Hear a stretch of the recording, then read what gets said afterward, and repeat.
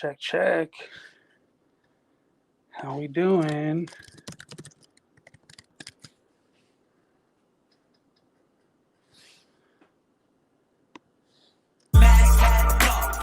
What's up, y'all? Looks like we got viewers. Having a little bit of technical difficulty here, but we just getting started.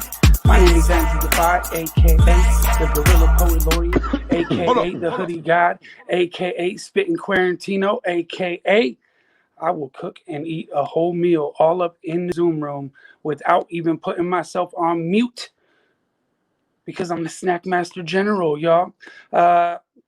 So we got a really exciting show for you tonight.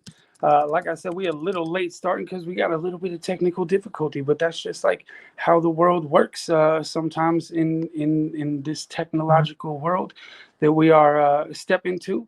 So we've got Dr. Nakasi on tonight. I'm going to see right now if I can just switch over from one platform. I'm on my phone right now. I'm doing all of this from my phone right now, y'all. And we are going to, hold on one second.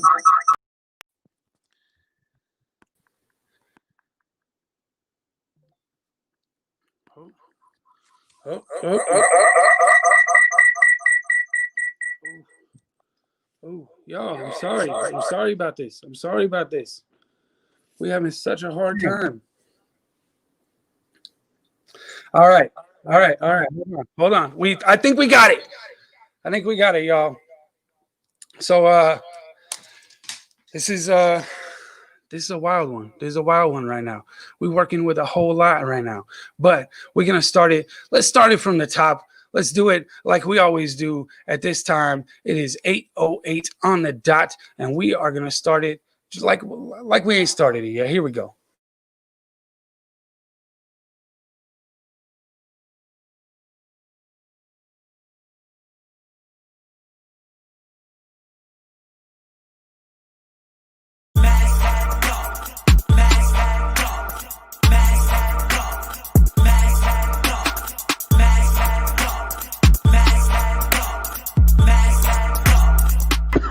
Hold up. What is up, y'all? How is everybody doing tonight? It is 8:19. I was about to say it's 8:08. It is not 8:08 at all right now. It is 8:19 because we've been dealing with a little bit of technical difficulties, but we got it all going. I'm so glad to see y'all tonight. Shout out to y'all for being here. You can leave any comments on any of the pages that we are going live from. We are going live from a whole bunch of pages tonight. So just shout out to everybody watching right now. Really appreciate y'all. And, stick with us because we're having a little bit of technical difficulty, but we got this. We are we're gonna start off the night like we always do with a little bit of Rona news because we got a lot of updates to give y'all on this.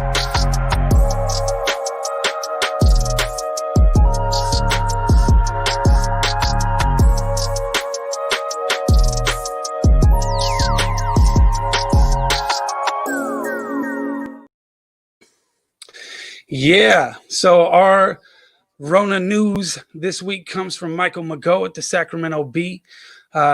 With coronavirus infections and hospitalizations starting to show some early signs of a plateau in California and a massive change to the COVID-19 vaccination timeline, health leaders are hopeful the winter surge will be the last major one of the pandemic. But that surge is ongoing and the plateau is a high one. The California Department of Public Health has reported an average of 40,800 new cases per day over the past 2 weeks, a new record for the state.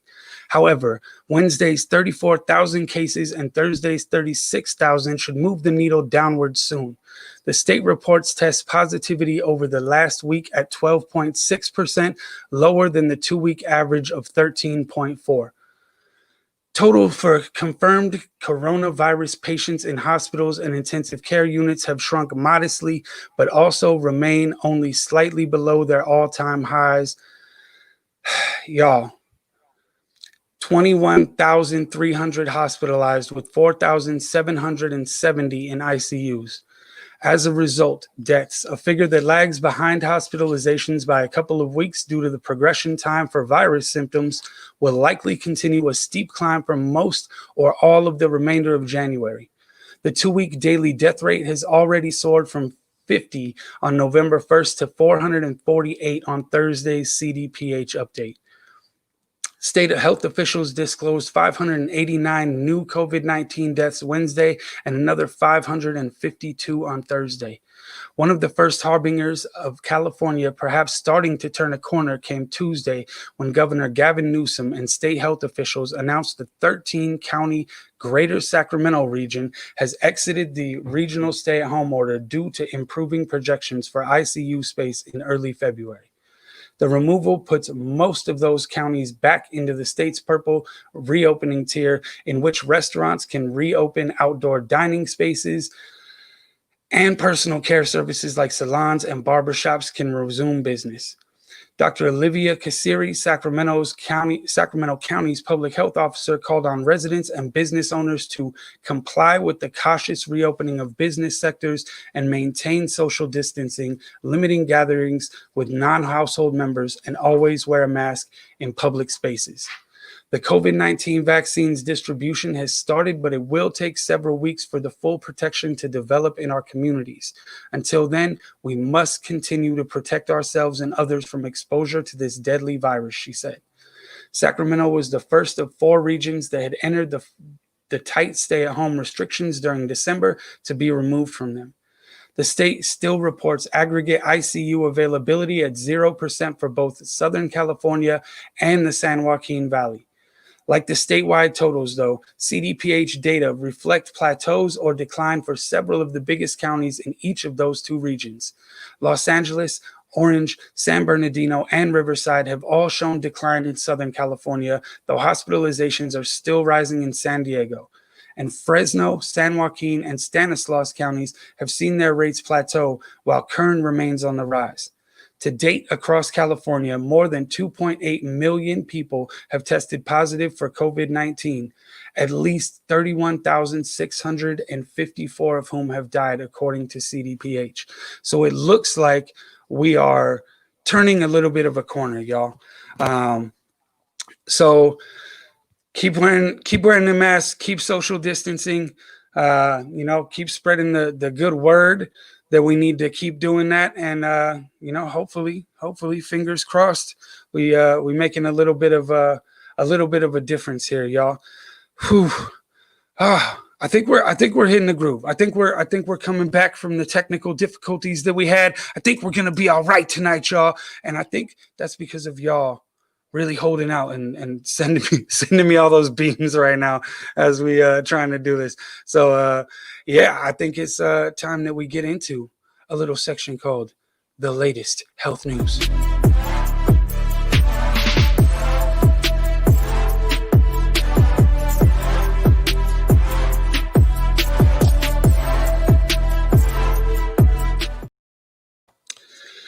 Y'all, so our guest from last week, Dr. Richard Pan, made some headlines this week, y'all. Several members of the anti-vaccine movement threatened California state lawmakers during a public hearing on Thursday. 3 women showed up at a Capitol budget hearing and made not-so-veiled suggestions that they would use violence. They did not identify themselves. So keep threatening us. Keep taking our expletive away. Y'all know what they said.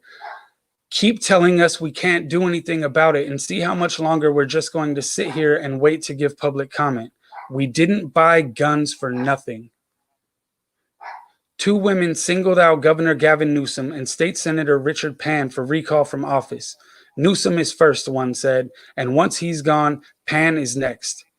Pan has been a frequent target of the so-called anti-vaxxers, including being assaulted a little over a year ago by an anti-vaccine activist. The statements also come a week after pro-Trump extremists attacked the U.S. Capitol, and the same day Governor Gavin Newsom deployed 1,000 National Guard troops to protect the California State Capitol and other critical infrastructure. Senate President Pro Tem Tony Atkins, whose office oversees Senate security, said in a statement, the comments about guns are being treated as threats. On Friday morning, the Senate gallery was closed to the public. Y'all, I need to just say something here as the host of this show, as the creator of this show. Uh, Listen, no one other than me has control of what comes out of my mouth here, and I'm a firm believer in science, and as such, I'm a skeptic. That's how the scientific process works, right? Like y'all remember the science fair in school, right? Hypothesis, experiment, findings. I have no agenda other than public health because I love my community. I love my people that protect us and appreciate their partnership, but I am always going to follow my values and my allegiance to the community I serve. That being said, this show is a place for conversation. You know, we may not always agree on everything, but that's the beauty of it, right? There's room to shift our opinions based on new information. In this way, we are all scientists and all in this together. I'm a big believer in working to understand and empathize with each other. You know what I mean? I struggled with whether or not to give this story and these people any voice here at risk of increasing division and lessening the ability for communication. But that being said, there is a dangerous extremism that is going on right now. And it can't be tolerated. You know, you are allowed to be vaccine skeptical. You are allowed to hold whatever beliefs that you want to, and we'll question and learn together. But what we're not going to do is be anti-science and pro-threatening and pro-violence. This is nothing less than like miseducation and bullying, and we tell our kids not to do that. So we're not going to tolerate that here. You know what I mean? So just important that we continue to have platforms where we have discussion, but we do not tolerate violence and threats, especially against our elected officials in the process. So that's all. Thanks for coming to my TED Talk, y'all. I appreciate you. Now on to one of my favorite segments of the entire show. This is called Netta Found This.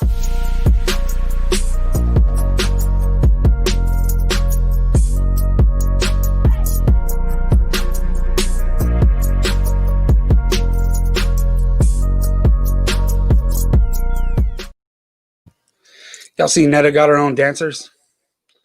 That's how important Netta is to this whole process, y'all. Doctor in training, Netta Ashtari, my she's the one holding me down on the back end of this. So shout out to her. And one of the first conversations that we had when we started talking about doing this program was about antibiotics and how you are not supposed to finish your antibiotics. And this is something that a lot of us don't know. So if you've ever taken an antibiotic, you likely know the drill. Finish the entire course of treatment, even if you are feeling better, or else you risk a relapse. Worse, by not finishing, you might contribute to the dangerous rise of antibiotic-resistant bacteria. The advice to always finish your antibiotics has long been considered medical dogma and can be seen today on the websites of the World Health Organization, the U.S. Food and Drug Administration, and other leading health authorities, but this advice is wrong. Complete the course is taught very widely, but it's been known to be wrong for quite a while, said Dr. Martin Llewellyn, a professor of infectious diseases at Brighton and Sussex Medical School in the UK. Llewellyn said the advice is, at best, overly simplistic. The idea that stopping an antibiotic treatment early encourages antibiotic resistance is not supported by scientific evidence, he said.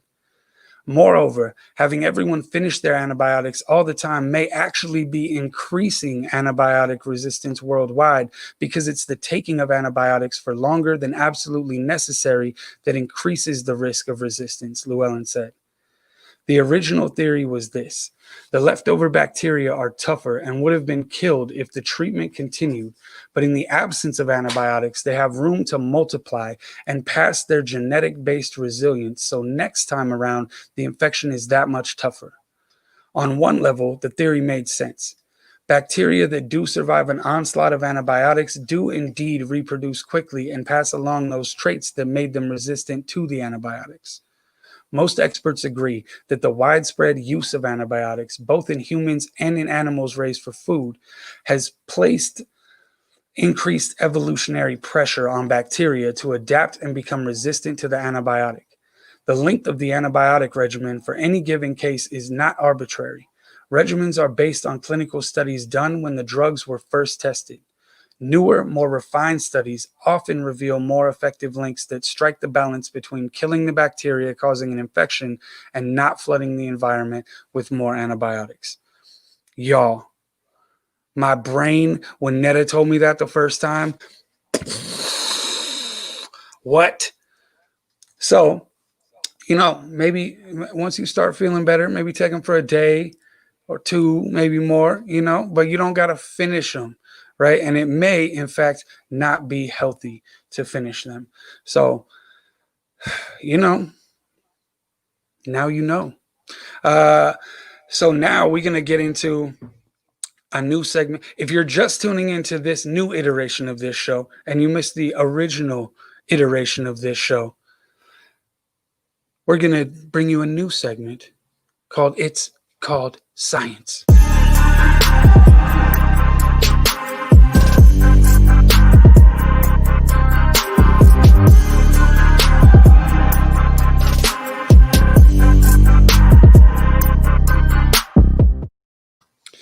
So there has been this story going around that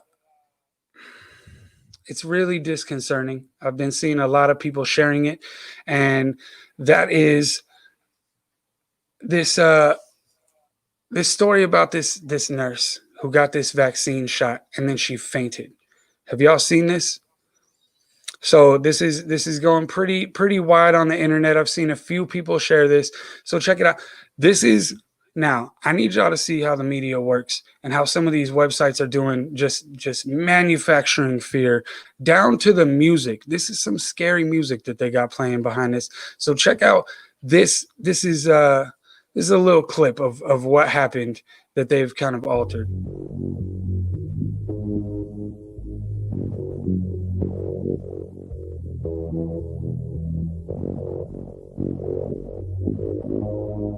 Really, I'm sorry, I'm feeling really dizzy.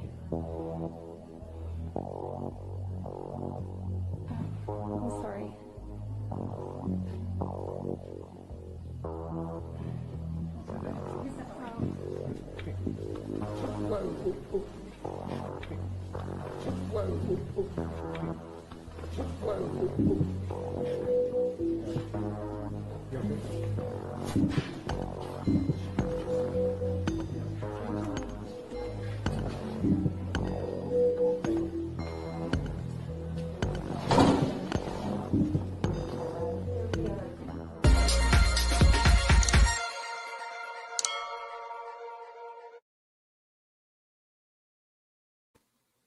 Okay, business today. We see you trying to fearmonger out here. So y'all just cut the video off right there. What they didn't show you was Tiffany Dover's speech shortly after this happened. So I guess just talk to us a little bit about what just happened after passing out after taking the vaccine. Okay, so I had a syncopal episode. I have a history of having an overactive vagal response. And so with that, if I have pain from anything, hangnail, or if I stub my toe, I can just pass out. So what happened is I get an aura before of feeling weak, dizzy, disoriented, and it just, hit me all of a sudden. Just felt really diaphoretic, and I could feel it coming on, so I felt a little disoriented, but I feel fine now. And the pain in my arm is very minimal, actually, but it doesn't take much. So you feel fine now? I feel fine now. And this is, I have passed out probably 6 times in the past 6 weeks. It's common for me. Okay. Yeah. No regret taking the vaccine? No. I mean, like I said, a hangnail can cause me to have this. So this is common? It is for me, yes. Okay. Yes. Typically, like I said, I can feel it coming on, and I could, but I was trying to push through, but, Thank you. Okay. Thanks for talking. Well, yeah, thank you so much. I appreciate it. Y'all, this is what is called a vasovagal syncope. It occurs when you faint because your body overreacts to certain triggers, such as the sight of blood, extreme emotional distress, even pain. It may also be called neurocardiogenic syncope. The vasovagal syncope trigger causes your heart rate and blood pressure to drop suddenly. That leads to reduced blood flow to your brain, causing you to briefly lose consciousness. Vasovagal syncope is usually harmless and requires no treatment, but it's possible you may injure yourself during a vasovagal syncope episode. Y'all try saying that as many times as I've said that in the last couple of minutes, all right? Your doctor may recommend tests to rule out more serious causes of fainting, such as heart disorders, and that is what happened to Tiffany Dover. So we are just here to, dispel and debunk some of the rumors that are going on. You know what I mean? Netta says a hangnail. Yeah, anything can do it. So, if you see that video going around, let people know. You can go look up this. The speech is all over YouTube. So don't let people spread that false information out here, because it's damaging. It's damaging. People are not getting vaccines. I saw where they were saying this woman had died. Like, it is so extreme out there with the misinformation. So, it is our duty to really spread some real information. So that's that. And now we're going to get into another one of my favorite segments. We're going to tell you a little story. Sit down, gather around for story time, y'all. It's time for the racism.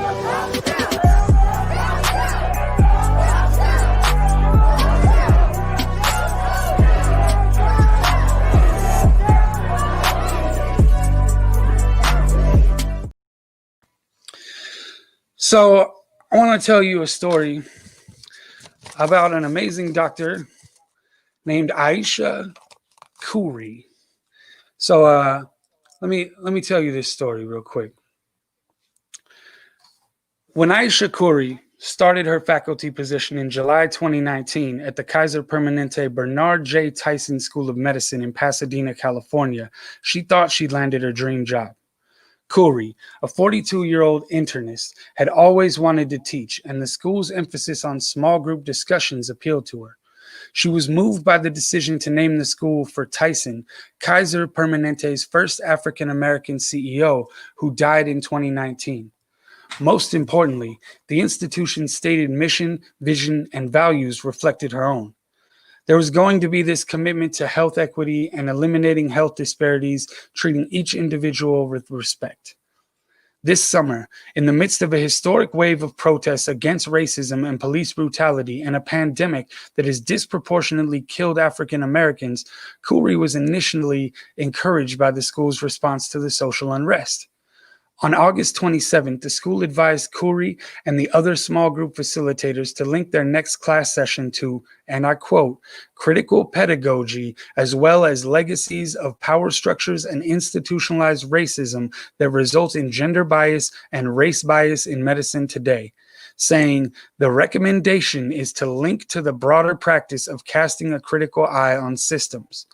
The conversation was wide-ranging, she says, and addressed doctors' experiments on enslaved people, the Tuskegee syphilis study, and the persistent rates of higher maternal mortality among Black and Native women. Khoury, a Black woman from Georgia who grew up in an immigrant family, her mother's from Trinidad and her father is from Sierra Leone, also shared some of her firsthand experiences with racism in medicine. Just the day before, I had a Black woman patient who was so excited that she saw my face on the website and came to see me, Khoury says. Even though I can appreciate it, and even though I've also been there, it's always been sad to me that a patient feels like they can't be heard or can't be seen. The disparity is likely already obvious to many of the students. Only 5% of physicians in the United States are Black, and just 2% are Black women. At Kaiser Permanente's medical school, 14% of its class of 50 reportedly identify as Black. The class ended around noon. Around 9 p.m. that night, Khoury returned a call from Maureen Connolly, MD, MPH, the school's senior associate dean for academic and community affairs, who told Khoury she was suspended from her teaching role at the medical school. On August 31st, Khoury learned she was also suspended from an appointment at Kaiser Permanente Clinic. She says questions about why she was suspended or what next steps would look like remained unresolved. In a September 1st email, Connolly told Khoury that her removal from your faculty duties was prompted by a complaint about certain classroom activities that took place on Friday morning, August 28th. The decision was made by several school leaders. Khoury says she is yet to receive an adequate explanation, and the school has ignored her repeated requests. Khoury detailed her story on Twitter on December 10th, and concern about her suspension spread through the medical school and into the wider medical community. On the 16th and 17th, the school held meetings for faculty to discuss her situation. Over 200 people participated. External pressure was also mounting. On December 13th, Shimon Cohen, a social work educator who heard about Khoury's case on Twitter, shared a petition calling for Kaiser Permanente to make a public apology, reinstate Khoury, and make an actionable commitment to anti-racism.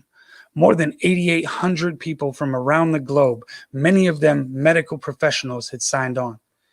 It feels like they weaponized Khoury's blackness against her when they invited her to be open about it and talk about racism, Cohen says. That, I think, is the part that jumped out to me.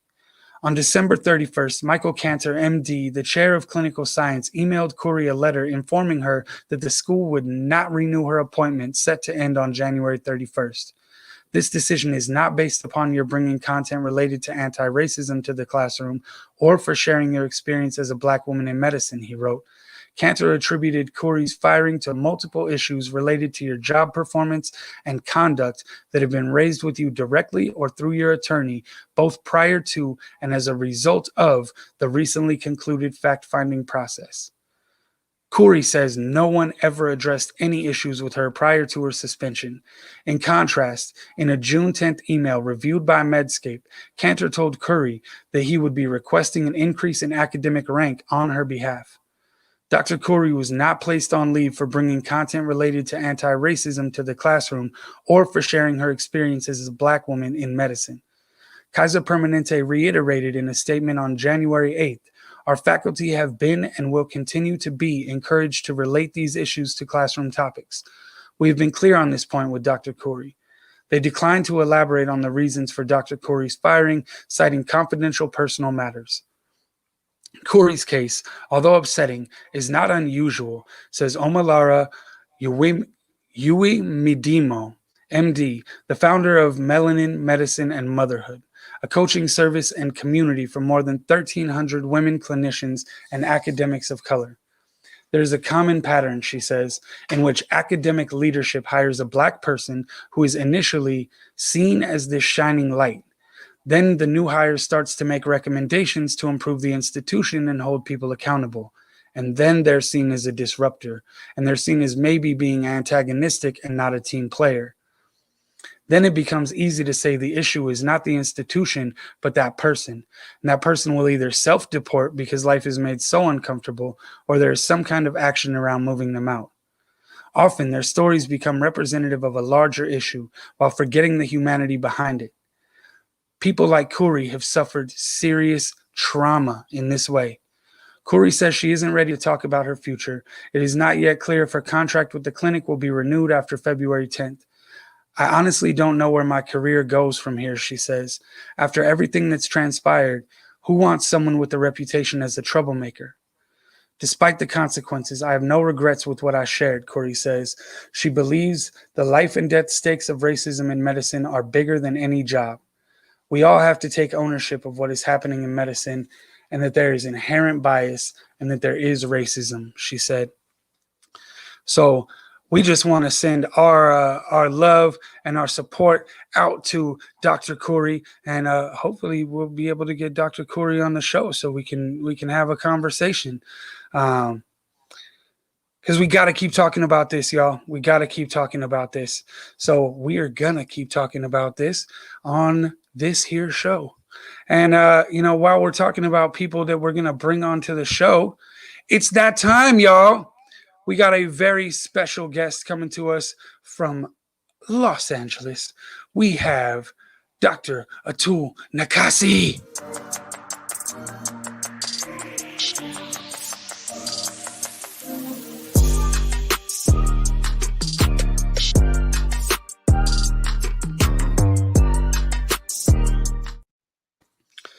Dr. Nakasi, how you doing? Hey, Andrew, how are you? It's fantastic to be on the show. Shot. And what you're doing with that. So just as a little introduction, can you tell the people what This Is Our Shot is and why it's important to you? Yeah, thank you, Andrew. And by the way, you're smooth on the tech side, Andrew. And I'm happy to be here and chat about This Is Our Shot. So just a little background. I'm a primary care doc in South LA, Watts Compton. About 50% of my patients are Latino, 50% are Black. We take care of a lot of underserved who really need tremendous health access. In fact, Andrew, 80% of my patients, they make under $18,000 a year and live on that in LA. They live on that in Los Angeles. And so, we fight hard for the safety net system for people who depend on us, for people who need us. And really what myself, my colleagues within the California Medical Association, a group of us young physicians started realizing there is so much misinformation, Andrew, out there about the vaccine.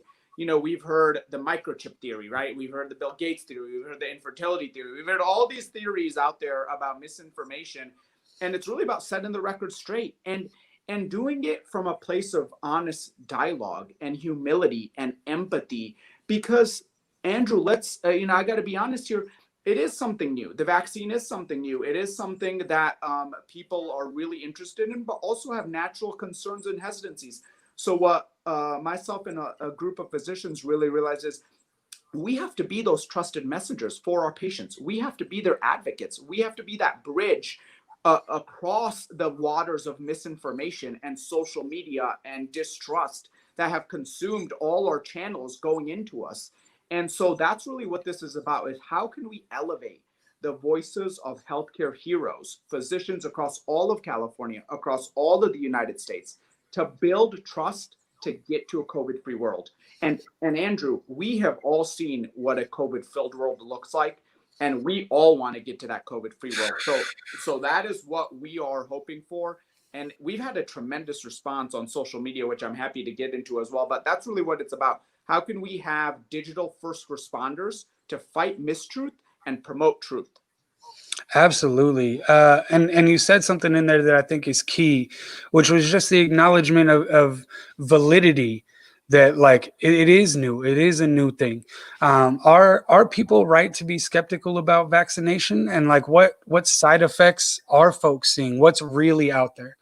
Yeah, Andrew, I'll share a very personal story that maybe could offer, a perspective into the vaccination. So I'll be honest, I think it's natural to have some concerns. And I think, if you poll the public, about 50% say they want to wait and see how things develop. And I think that's where we need to build trust. That's where we need to build empathy. So Andrew, take myself, for example. I had some concerns before I got the first shot. I got the first shot now about 4 weeks ago, 3 to 4 weeks ago. It even crossed my mind, hey, this is a miracle moonshot of a vaccine. I mean, almost 100% effective. That's so remarkable. We've been having flu shots for 75 years, Andrew, and they're 50% effective.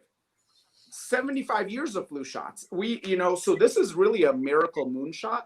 But even I, as a doctor who takes care of COVID patients, who fights for COVID patients, who's had his own COVID patients die, Andrew, I've been there with my patients in those last moments in this terrible, tragic pandemic.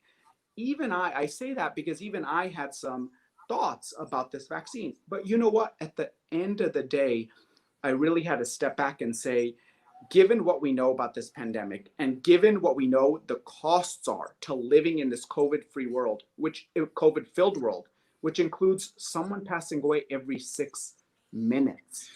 6 minutes in Los Angeles. Andrew, by the time we finish this show, 6 people will have passed away from this earth. Angelinos, our people in Los Angeles, will have passed away, never to a return. So that's what's at stake. And so ultimately, for me, it was the right decision. And I hope for everyone out there, it will become the right decision. But I had some concerns. I went forward. And I'll be honest, I had some side effects. And I was okay with that. I had chills for 24 hours with some fatigue and some muscle soreness in my left deltoid. This was on mid-December after my first shot. First 24 hours. On 36 hours, completely well. completely fine, no chills, was back to work seeing my own patients, Andrew, my own patients right after the first dose of the vaccine. The second dose of the vaccine I got 7 days ago. Again, in my left arm and my deltoid, I had this time actually milder side effects, about 12 hours of muscle soreness and some fatigue, completely back to normal, went to work the very next day, actually was at work the same day I got the vaccine, also earlier, and doing completely well. So for me, 30% of people may have some side effects. It's mostly some chills, fevers, muscle aches, fatigue. But ultimately here, I think most of us are willing to take some mild and moderate side effects to get to a COVID-free world. So for me, count me into that. But there are side effects, and we should all be honest about that. But they're temporary, they're transient, they're mild to moderate, and you end up with a 95% package of protection to get to COVID-free. Right on. Yeah. So, I mean, we've seen a lot of memes and rumors going around. Are doctors generally are doctors vaccine hesitant? Yeah, that's a great question, Andrew. I would say anecdotally, most of the doctors I know have come on board. I'd say about 80 to 90%. It's been remarkable, the response from doctors, because we really believe in this vaccine. I mean, sure, we all think about questions and concerns, but ultimately we trust the science. I think that's the key here. We trust the science, and we know how amazing this vaccine has ended up coming about from the scientific process that you talked about earlier. But I'll be honest, there's also concerns. For example, we have 22,000 employees. In the first round, 12,000 signed up for the vaccine. That means 10,000 wanted to kind of wait and see. So I'll give you a very short story here. My own nurse, Latora, one of my favorite, most amazing, empathetic, compassionate nurses in my whole clinic, she initially came up to me when I got my first dose, and she said, Dr. Nakasi, I'm going to wait till 2022 to get the vaccine. I'm going to wait till, I want to see how it does. I want to see how you do. I want to see how all the doctors do, the other nurses. I'm going to wait till next year. And you know what happened, Andrew? Week by week by week, she spoke to me. She'd come up to me in clinic. We talked for 15 minutes. The next week, she came up to me and talked to me for 15 minutes. She's like, Dr. Nakasi, how are you feeling? I was like, well, I had temporary side effects, feeling great now, seeing patients. Next week, Dr. Nakasi, how are you feeling? Anything? Dr. Nakasi, how are you feeling? 3 or 4 or 5 of these conversations, she finally, Andrew, this last week after my second shot, she came up to me and she said, you know what, Dr. Nakasi, I completed the form to sign up for the vaccination. And now Laura, 4 weeks ago, Andrew, who said she would get it in 2022, one of my best nurses in my whole clinic, is signed up now to get the COVID-19 vaccine. I think that story illustrates the journey of trust that we all need to work toward, and the hope that when we all work together and have honest dialogue and address people's and acknowledge people's concerns, we can get to COVID-free and get this whole country on board with the vaccine. And I think that's it. I think it's a matter of honest communication, where so often it's black and it's white, versus finding that gray area where, like, it does my heart good to know that, like, the medical professionals have some of the same concerns that we all have, just as humans, with new science. So what's the deal with so there's a new strain that people are reporting on. Do the vaccines that we have hold up against this new strain? Yeah, that's a great question, Andrew. And I think your point was so brilliant, Andrew, what you just said, like just leveling with people in honest dialogue. And that's what this is, our shot is about. It's how can healthcare heroes level in honest dialogue with our social circles, our friends, and our families. And I've seen the anecdotes from my own stories where people have natural reluctancy and hesitancy, and they get to I believe. And that's such a powerful revelation that each person has to go on that journey for. And so you're right. Now, one of the biggest concerns are these mutant strains. There's one in South Africa that we've heard about. There's one in the UK one. As of now, Andrew, the early scientific opinion and consensus is that these vaccines will still be effective, but research is going on right now. So whether it ultimately stands to be as effective as it is now, we still don't know. Most scientists believe the current vaccines, the Moderna and Pfizer ones, will end up being effective against the variants and the mutants we're seeing now. But Andrew, I'll be honest here. You look at the flu shot, we got to get one every single year. And that's because it mutates. So we should all be ready for the realization in time, perhaps, that we got our annual COVID and flu shot every year, or we get our COVID shot every 3 years or 5 years. We don't know yet. We don't know. But I think that's a reality of how, as a famous Nobel laureate once said, it's the virus's genes versus human wit. And that's what this is. It's their genes and their ability to evolve and mutate quickly versus our wit and innovation to create vaccines. Well, and it's interesting. You were talking about getting the flu shot once a year. Jackie Kirkwood just chimed in and said, how long does the vaccine last? Like, how long are we safe once we take the second shot? Is that information that folks know, or that like there's just kind of a guess out there right now? Exactly, Andrew. We don't know. We don't know yet. And so great question from our guests. A question I've been getting from my own patients in Compton and Watts and South LA. We do not know yet. Most are hoping that we get at least to a year of good protection. At least, we get that good year-long window. We don't know yet, though, Andrew. Could it be 6 months? Could it be 8 months? Could it be 2 years? It could. So time will tell. I've gotten the vaccine here. If I, God forbid, come down with COVID, that's data, that's evidence. Now, would it take me 1 year? Would it take me 3 years? Would it take me 5 years? We're not sure yet. So great question. And the science will eventually shed light on that. Thanks for that question, Jackie. We really appreciate you.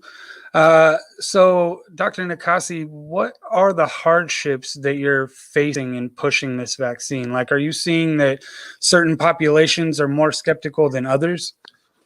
Yeah, Andrew, I think you hit the nail on the head there. There's a lot of complexity and nuance to vaccine hesitancy and reluctancy, and in natural ways a lot of times, and also in rightful ways. I mean, I'll be honest here. I take care of a very underserved population, 50% Black, 50% Latino. As I said, a lot of the population I serve and care for every day has had long-standing health inequity for decades and centuries in this country. They have had, rightful mistrust that has occurred over centuries of time. And so I see the natural level of hesitancy within my own community.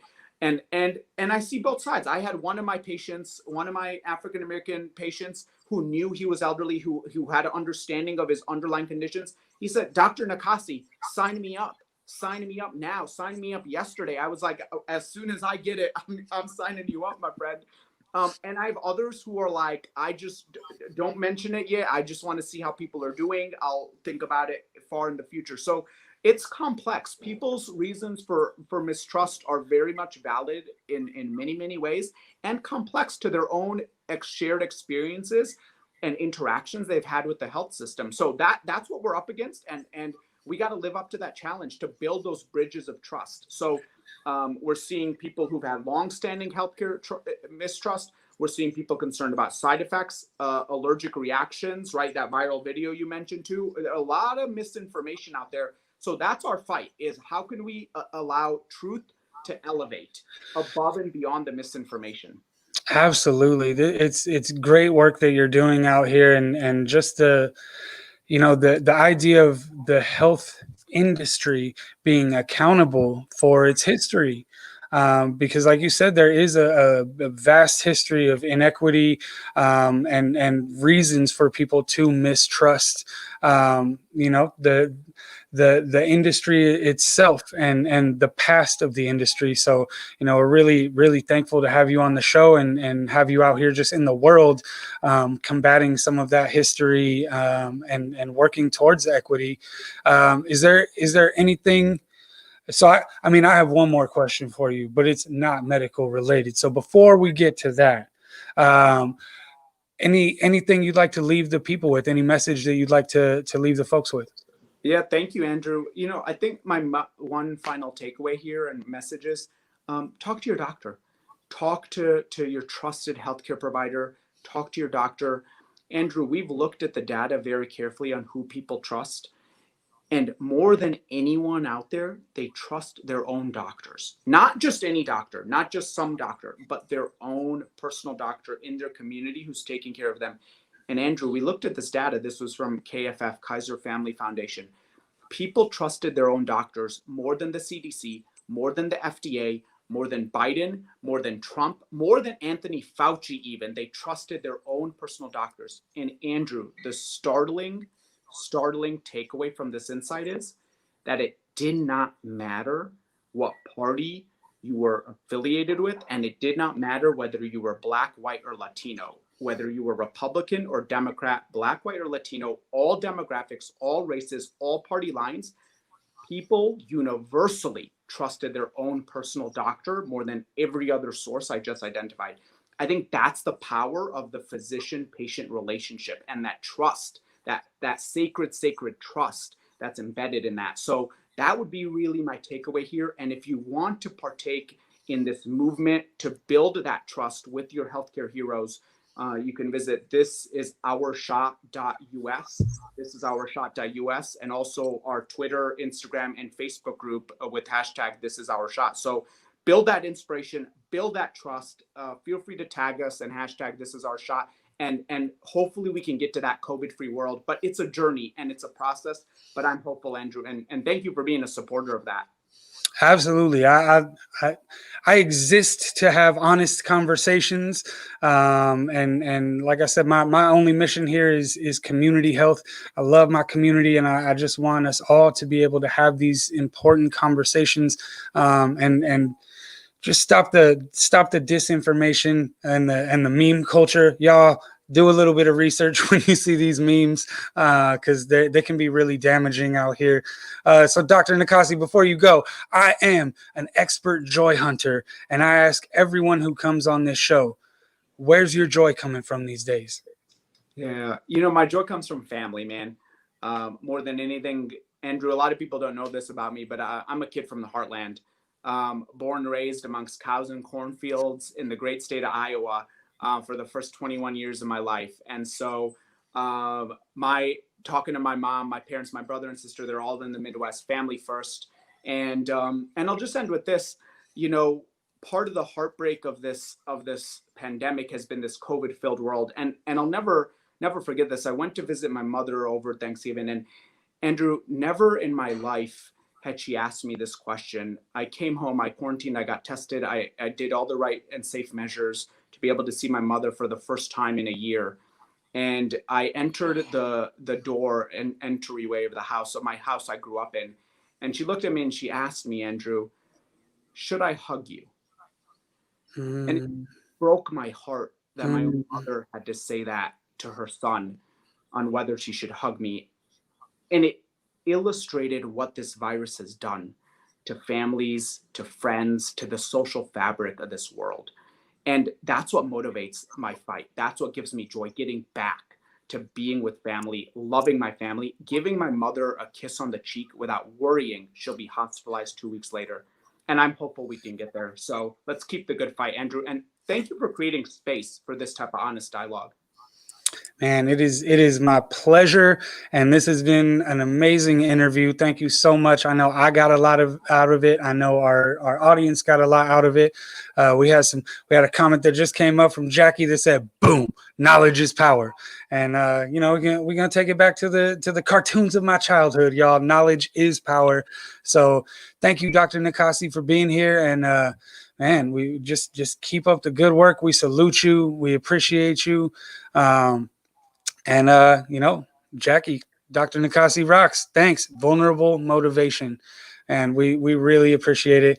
So best to you and yours. And we'll have to have you back on. Thank you, Andrew. I really appreciate it, my friend. Thank you for having me. Absolutely. Bless. Y'all, what a night. So I know myself, I'm going to be sharing that interview specifically. A lot of amazing information there. And again, like, we just trying to create a space for conversation, for honest dialogue. A lot of us don't have access to scientists or to doctors. Like, our doctor visits may be real short. You know what I mean? We can't really get into it like we just did with Dr. Nakasi. So every Monday night here, 8:08 p.m., unless I'm having some technical difficulties, y'all. And thanks for sticking with me through that. We all learning a little bit here. But I really appreciate y'all tuning in.